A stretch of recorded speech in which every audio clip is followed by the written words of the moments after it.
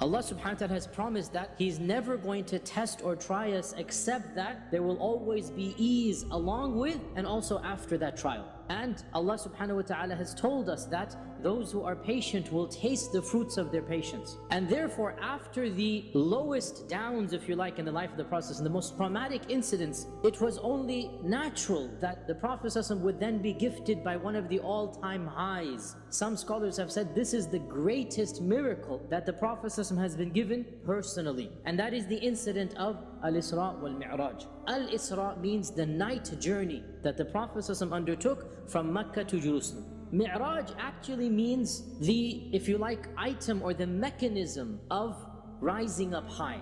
But we refer to it as the actual ascension, not the apparatus, but what the Prophet did, and that is to rise up to the heavens. And so Al-Isra from Makkah to Jerusalem, Al-Mi'raj from Jerusalem to the heavens. Subhanalladhi asra bi'abdihi laylan.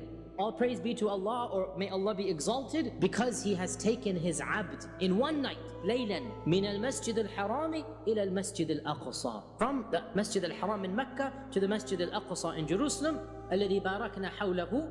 This Jerusalem, Allah is saying, we have blessed the land around it. Linuriyahu min ayatina. So that we may show Him of our wondrous miracles. And Allah subhanahu wa ta'ala says, مَا كَذَبَ الْفُؤَادُ مَا رَأَى. That the chest is not lying, the heart is not lying when it narrates what he saw. أَفَتُمَارُونَهُ عَلَى مَا يَرَى. Are you gonna doubt what he saw? وَلَقَدْ رَآهُ نَزْلَةً أُخْرَى عِنْدَ سِدْرَةِ الْمُنْتَهَى عِنْدَهَا جَنَّةُ الْمَأْوَى. And indeed he saw Him for a second time. He saw Him at the Sidratul Muntaha. إِذْ يَغْشَى سِدْرَ مَا يَغْشَى مَا زَاغَ الْبَصَرُ وَمَا طَغَى. The eyes did not go beyond their mark. They didn't blink. They didn't become scared. لَقَدْ رَأَى مِنْ آيَاتِ رَبِّهِ الْكُبْرَى. He saw of the miraculous signs of his Lord. Notice, لَقَدْ رَأَى مِنْ آيَاتِ رَبِّهِ الْكُبْرَى لِنُرِيَهُ مِنْ آيَاتِنَا الْكُبْرَى. You see the parallel? Both surahs mention Isra wal-Mi'raj with one reason, and that is to show our Prophet ﷺ the magnificent signs of Allah Jalla Jalaluhu. The first question, when did it happen? Probably the strongest position, around a year before the Hijrah. The second question, where did it happen from?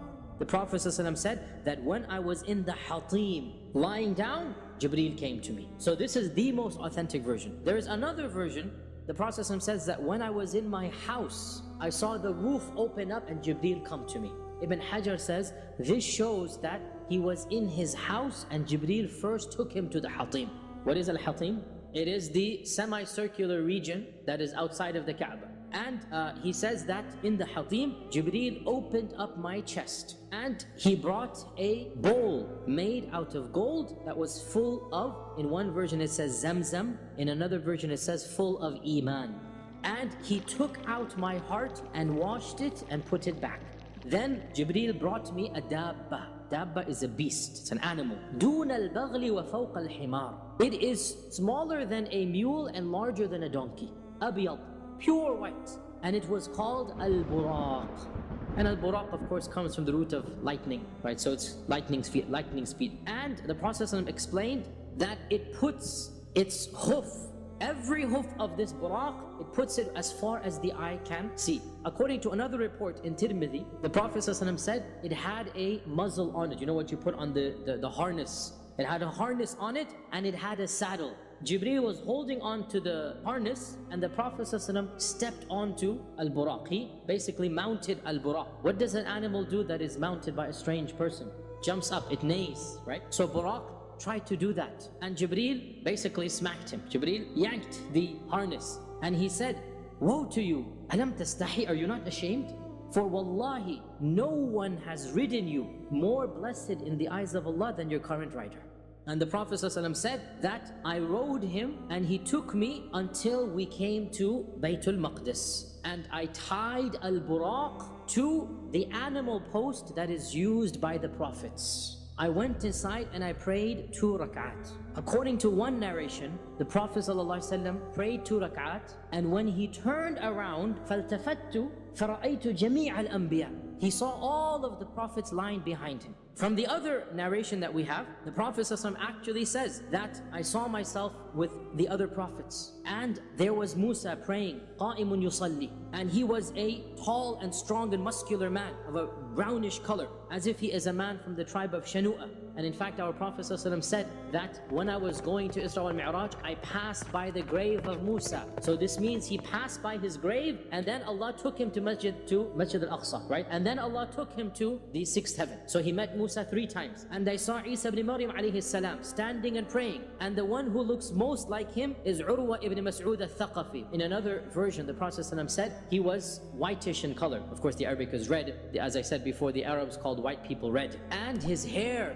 glistened with water, as if he had come out of a steam bath, and he is a rather short man compared to Musa. And then he said, and I saw Ibrahim alayhi salam qa'imun yusalli. Notice, Isa standing and praying, Musa standing and praying, Ibrahim is standing and praying, right? As he enters the masjid. And the one who resembles him the most is your own companion, meaning himself. All of the prophets he's seeing are already standing and praying. And this shows us the importance of salah, that even after death, at least for Ibrahim and Musa, as for Isa, he's still alive, the prophets are praying. And then it came the time to salah. فَحَانَتِ الصَّلَاةِ فَأَمَمْتُهُمْ. So I was put the imam of them. So this version has it that he knew exactly what's going on. But the main point is, he is leading the Anbiya and the Mursaleen behind him. He is the imam of all of the prophets. Not only this, but by extension, since every prophet is the leader of his ummah, and the Prophet ﷺ is leading the prophets who lead all the individual ummahs, our Prophet Muhammad ﷺ is the leader of every single ummah. I.e., as he himself said, أَنَا سَيِّدُ وَلَدِ آدَمَ يَوْمَ الْقِيَامَةِ وَلَا فَخْرٍ. He is the Sayyid. The Sayyid here means the leader, the master. He is the Sayyid of all of the children of Adam on the Day of Judgment. And then he said, I'm not saying this, astaghfirullah, to boast or be arrogant. This is just a fact. Then he says that after he finished, in this version, Jibreel comes to him right now and presents 2 utensils. In another version, Jibreel does this when they ascend up to the heavens. One of them has khamr and the other one has laban, right? So there's wine and there is milk. Wine is still halal. The Muslims of Makkah are drinking wine. And Jibreel says, choose, and choose for your ummah. So the Prophet ﷺ chose the milk, and Jibreel says, you have chosen the fitrah. Asabtal, you have chosen the right one, and that is the fitrah. That is when the Jibreel came to him, and the Prophet ﷺ says, Jibreel asked permission for the doors of the heavens to open. And the gatekeeper behind the door asked, who is it? So Jibreel says, it is Jibreel. And the gatekeeper said, do you have anybody? And Jibreel said, yes, I have with me Muhammad ﷺ. The gatekeeper says, has he been sent for? Jibreel says, yes. So then the doors open up. So for every single one of the 7 heavens, the same story happens. They get to the 2nd heaven and it's closed. Jibreel asks permission. The gatekeeper says, who is there? Jibreel says, it's Jibreel. He says, is anybody with you? The same conversation. Every single one of the 7 heavens. The Prophet ﷺ goes to the first door opens, and there is a man standing. The Prophet ﷺ described him as being tall, huge. And Jibreel says, this is your father Adam, so say salam to him. So the Prophet ﷺ said salam, and Adam responded and said, Marhaban bil-ibn as-salih wal-nabiy as-salih. Welcome, O noble son, and O noble prophet. Welcome, O righteous son, and O righteous prophet.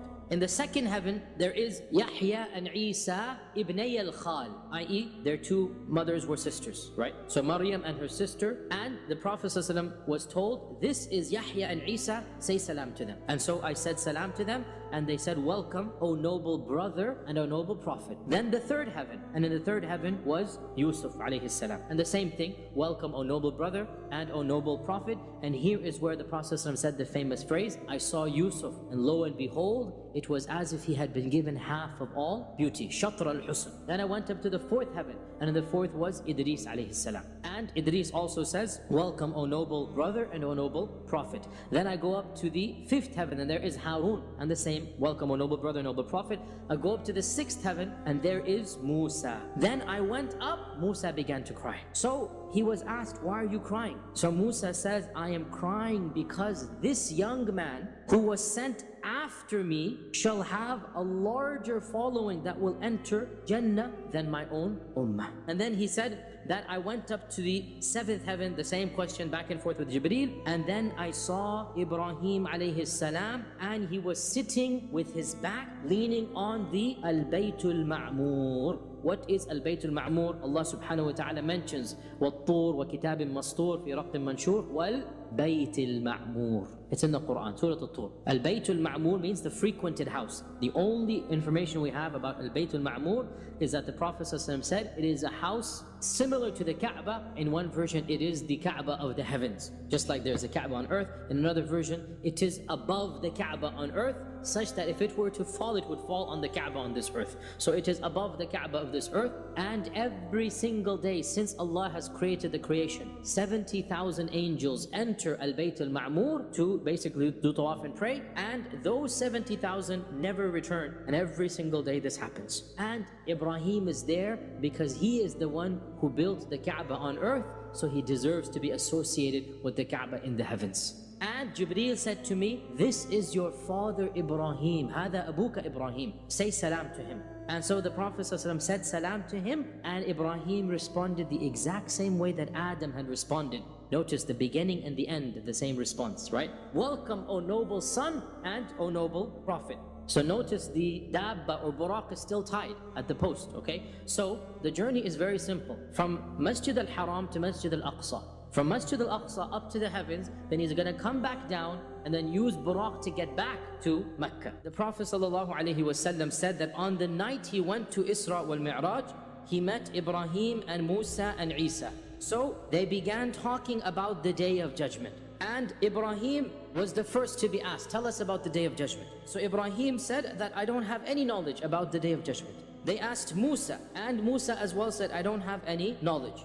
They asked Isa, and Isa said that I have been promised or informed that one of the signs of it is that I will be coming back. And Allah Azza wa Jal knows when that is, and Dajjal will come. So Isa says that I know that Allah will send me back to this earth and I will kill the Dajjal, and the people will then go to their various countries and lands, and Ya'juj and Ma'juj will come forth, as Allah says in the Quran, min kulli hadabin yansilun, from every single valley, from every single area they're going to come, and every water they pass by, Ya'juj and Ma'juj will be drinking this water and finishing it up until I will make dua to Allah that they be killed. And so Allah Azza wa Jal will kill the Ya'juj and Ma'juj, and the entire world will be stenched with their decomposed bodies. As far as one can smell their scent, their putrid smell. I will then make dua to Allah to get rid of these bodies. So Allah will send rain from the sky, and these bodies will be washed away.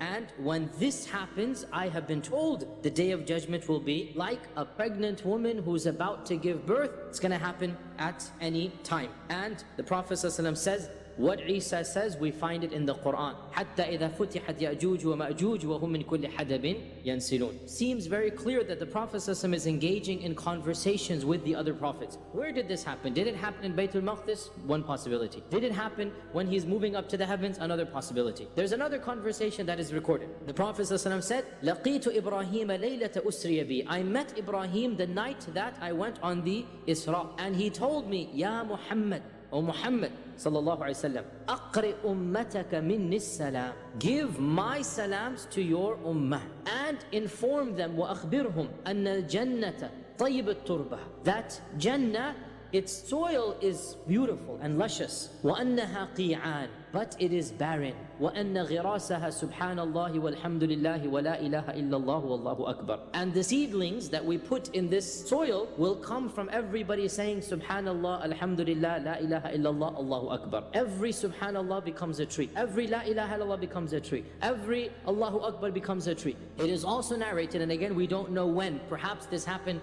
in Baitul Muqaddas. Perhaps it happened after the 7th heaven. That he met Malik. So our Prophet ﷺ said that Jibreel said to me, O Muhammad ﷺ, this is Malik, the Khazin of Jahannam, the gatekeeper of Jahannam, give him salam. So the Prophet ﷺ said, I turned around to greet him. Before I could say anything, he was the one who greeted me, so I returned the salam. And he did not smile at all. He seemed completely somber and completely sad.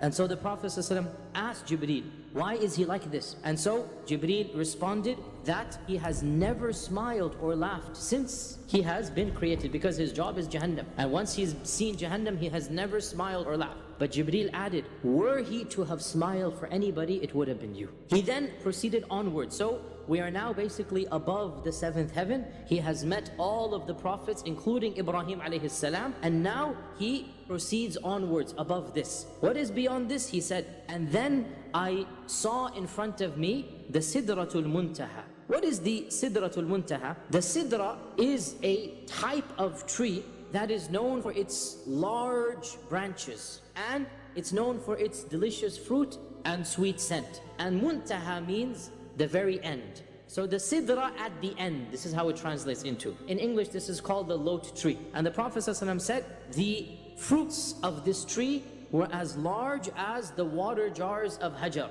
And then he said, its leaves are like the ears of the elephant. And then I was told, هذه سدرة المنتهى. This is the Sidratul Muntaha. In a hadith in Bukhari, he said, ثُمَّ انطَلَقَ بِي. Then Jibreel continued going up with me until we got to the Sidratul Muntaha. فَغَشِيَهَا أَلْوَانٌ. There were colors basically going up and down the tree. لَا أَدْرِ مَا هِي. I don't know what those colors are. And Allah Azza wa Jal himself says in the Quran, إِذْ يَغْشَى السِّدْرَةَ مَا يَغْشَى. That when the tree was covered up by what it was covered up with. Allah doesn't tell us what. This is the last thing that the Prophet ﷺ saw before he went above to meet Allah subhanahu wa ta'ala. And we know that everything that rises up from earth stops at Sidratul Muntaha. Allah says in many verses that Allah raises things up. The soul's prayers, du'as, good deeds, right? Kalimat tayyib, all of these things, Allah raises it up. Abdullah ibn Mas'ud said that the Prophet ﷺ said, then when I went on the Isra, I stopped at the Sidratul Muntaha, and he said, it is in the 6th heavens. At the Sidratul Muntaha, everything that ascends up from the earth stops there. And it is basically absorbed by the Sidratul Muntaha. And from it descends down everything that is coming to this earth, and it emerges from it. So Allah's rahmah and the rain and anything that Allah wants to send down starts from the Sidratul Muntaha. The Prophet ﷺ said, farashun min dhahab. So one of the things that is surrounding the tree are beautiful butterflies with exotic colors made out of gold. Ma zagha al-basar wa ma tagha. The eyes of the Prophet ﷺ did not move beyond that, nor did they go astray. Then Allah says, لَقَدْ رَأَى مِنْ آيَاتِ رَبِّهِ الْكُبْرَى. Looking at this tree, Allah says, he has seen of the ayat al-kubra. And if Allah is saying this is a major ayah, then what is bigger than this, right? The Prophet ﷺ said, it kept on changing until nobody can describe it for you. It's a ever-changing tree. Then the Prophet ﷺ said, and at the base of the Sidratul Muntaha, there are 4 rivers coming down. 2 of these are hidden and 2 of these are open.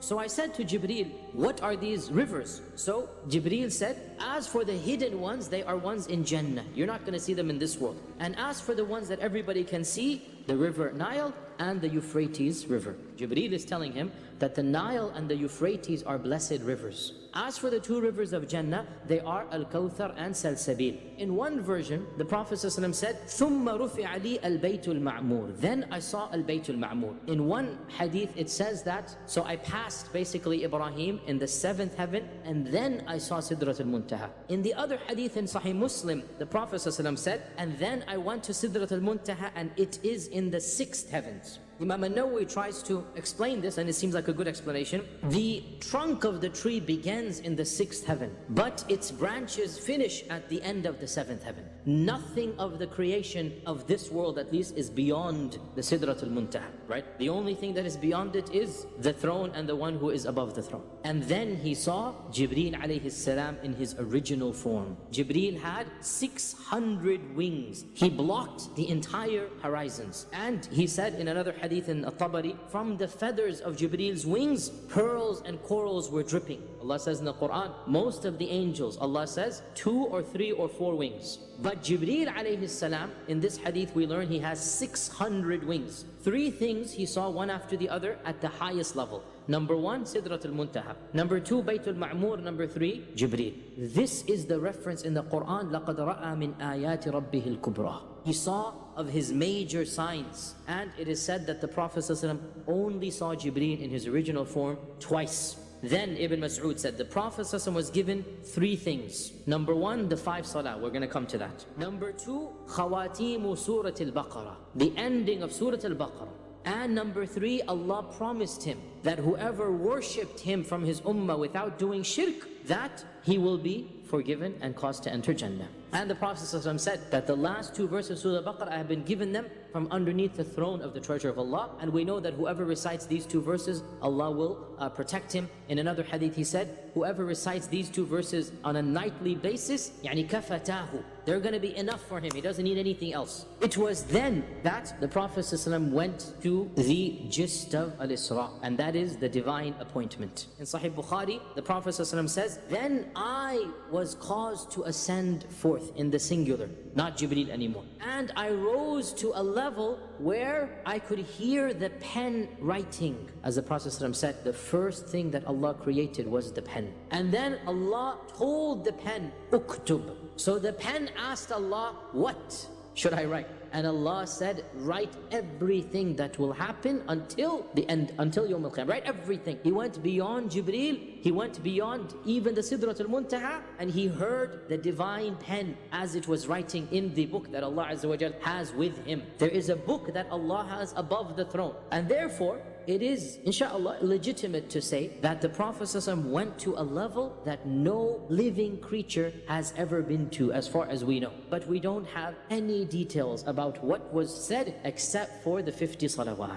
That Allah Azza wa Jal, فُرِضَتْ عَلَيَّ, the Prophet ﷺ said, فُرِضَتْ عَلَيَّ الصَّلَوَاتُ 50 صَلَاةً كُلَّ يَوْمٍ, 50 salawat every single day. And he goes back down and he meets Musa. What did your Lord tell you for your ummah? So here the Prophet ﷺ says that my Lord told me that I should tell my ummah to pray 50 times a day. Here Musa says, go back to your Lord and tell him to lower this, because I have more experience than you with the Bani Israel, and your ummah will not be able to do 50 times a day. The Prophet ﷺ looked at Jibreel wanting to get his opinion. فَأَنَّهُ يَسْتَشِيرُهُ, the riwayah says, as if he's getting his opinion. And Jibreel nodded to him, yes, do that. So the Prophet ﷺ went back up. Now here is where the riwayah differ. Some of them say it went down 5, 5, 5. Others say it went down 10, 10, 10. But really the point is the same, and that is multiple times back and forth, at least 5 times. And every time Musa is telling him the same thing, that go back to your Lord and ask him to lower it, because I have tested the children of Israel and they will not be able to do this. Your ummah will not be able to do this. Until finally when he came back down with 5, this was when Musa said it one more time, and the Prophet ﷺ said, I have gone back and forth until I am embarrassed now, but I am content and happy. So when he said this, a voice called out, and this is the voice of Allah subhanahu wa ta'ala. My faridah has been established, and I have made things easier for my servants. It is 5, but it shall be rewarded with 50. So the messenger is summoned to the presence of the divine. And what is then decreed? And that is the salah. It was so important that the messenger was called to the King of Kings to receive the message directly from the divine. There is a controversy, did he see Allah or not? The strongest opinion, as we'll talk about, he did not see Allah, but he had a private meeting in which he saw the veil of Allah. And this is clearly proven that Abu Dharr al-Ghifari radiallahu ta'ala an asked him directly, did you see your Lord? And the Prophet ﷺ responded, there was light. How could I see him? There was the light of Allah's hijab. Because another hadith of Sahih Muslim says, Allah has a hijab of nur. If Allah were to lift this veil, then the rays that come from His face would destroy everything that it sees. The beginning portions of Surah An-Najm describe certain of these incidents. وَالنَّجْمِ إِذَا هَوَى مَا ضَلَّ صَاحِبُكُمْ وَمَا غَوَى وَمَا يَنْطِقُ عَنِ الْهَوَى, that when the star, when it goes down, your companion has neither gone astray nor has he erred, and he's not speaking from his imagination. What he is saying, in huwa illa wahyun yuha. This is wahy from Allah subhanahu wa ta'ala. Not just the Quran, everything that he's seeing is from Allah subhanahu wa ta'ala. عَلَّمَهُ شَدِيدُ الْقُوَى. He has been taught by the one who is mighty in power. The reference is Jibreel. ذُو مِرَّةٍ فَاسْتَوَى. ذُو مِرَّة means he is free of any defect. فَاسْتَوَى وَهُوَ بِالْأُفُقِ الْأَعْلَى means Jibreel revealed himself at the highest of heavens. ثُمَّ دَنَا فَتَدَلَّى and then Jibreel came closer and closer. فَكَانَ قَابَ قَوْسَيْنِ أَوْ أَدْنَى Jibreel was closer to the Prophet ﷺ than two bows length, bow and arrow. فَأَوْحَى إِلَىٰ عَبْدِهِ مَا أَوْحَى after the encounter with Jibreel, he moved on to an even higher encounter, where Allah inspired His servant with whatever He inspired. There's secrecy here. مَا كَذَبَ الْفُؤَادُ مَا رَأَى the chest is not lying in what it saw. أَفَتُمَارُونَهُ عَلَى مَا يَرَى are you going to argue with him with what he saw? لَقَدْ رَأَى مِنْ آيَاتِ رَبِّهِ الْكُبْرَى he saw of the most amazing miracles and signs of his Lord. Then the Prophet ﷺ goes back down and he tells us many things that he saw on the way down. It is almost impossible to piece together the exact order of events. We simply have a hadith. There's a very long hadith in Musnad Imam Ahmad where the Prophet ﷺ mentions, on the night that I went on Isra wal-Meraj, I smelt a fragrance that was very sweet. And so I asked Jibreel, what is this beautiful fragrance? So Jibreel said, this is the fragrance of the one who used to comb the hair of the daughter of Fir'aun and her children. So the Prophet ﷺ said, I asked Jibreel, what is their story? How come their fragrance is so strong? So Jibreel said, once when she was combing the hair of the daughter of Fir'aun, the comb fell from her hands and she said, Bismillah. So the daughter said, surely you mean the name of my father, because for her daughter's perspective, my father is God. And so this woman said, no, my Lord and your Lord is Allah, and the Lord of your father is Allah. And the girl said, do you want me to tell my father you said this?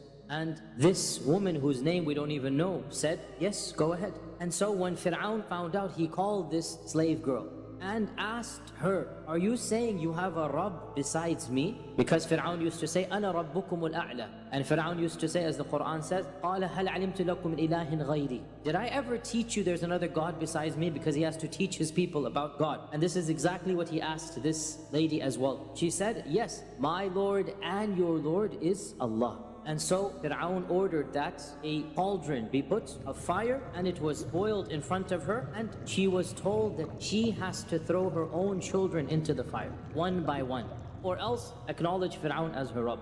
She said, I have one request, O Fir'aun. Fir'aun said, what? He said, that you bury me and my children all together. You take all of our flesh and bones and you bury them in one location. So Fir'aun said, this is a condition that we have upon you. And so one by one her children were thrown in, until finally the last one that was left was her baby that was suckling at her bosom. And this was the one that she could not, she paused at. And so the baby spoke to his own mother and said, oh my mother, go forth and drop yourself in, because this punishment of this world is nothing compared to the punishment of the next. And so she threw herself in, and what is amazing is that, subhanAllah, we don't even know her name, but the Prophet ﷺ recorded her plight and narrated it to the Ummah. Her courage and bravery, Allah had willed that it would be preserved for the Ummah. The Prophet ﷺ also said in Sahih Bukhari, then I entered into Jannah, and there are some versions of the hadith which says, I saw Jannah, and that's different than saying enter Jannah. And I saw in it tents made out of pearls, and I saw that the soil of Jannah was made out of musk. The Prophet ﷺ also said he saw many of the punishments of hell. So in one hadith the Prophet ﷺ said, I saw the punishment of the one who stole an orphan's money, that they had noses like that of camels, and they would be eating coals made out of fire, and their mouths would swallow these coals and it would come out through their anuses. The Prophet ﷺ said in one hadith that he saw people who had nails of copper, and they were scratching their bodies and their faces with this, and these were the people who used to backbite. The Prophet ﷺ said, I saw people, they had in front of them pure meat, and they had rotten infested meat, and they were eating the rotten and infested meat and avoiding the pure meat. I said to Jibreel, who are these people? And Jibreel said, these are the people that used to fornicate. They would leave the halal, meaning their spouses, and they would go to the haram. In another hadith, the Prophet ﷺ said that he saw people with such large bellies that they could not stand up. They were on the ground, and animals were being brought over them to trample over them as a punishment. And when he asked who they were, Jibreel said, these were the people who would get their money from riba. And the Prophet ﷺ also said that he saw people who were cutting their own lips and their tongues with scissors of copper and scissors of punishment and fire. He asked Jibreel who these people were. Jibreel said these were the people who used to tell others to do good and they would forget themselves. The Prophet ﷺ also said, and I saw Dajjal, and one of his eyes was bloated. In another hadith, the Prophet ﷺ said that I saw Dajjal, and I will tell you something about Dajjal that no other prophet has ever told his people, and that is that his left eye is like a rotten grape. And the Prophet ﷺ said, know that Dajjal is a'war, and a'war is one-eyed.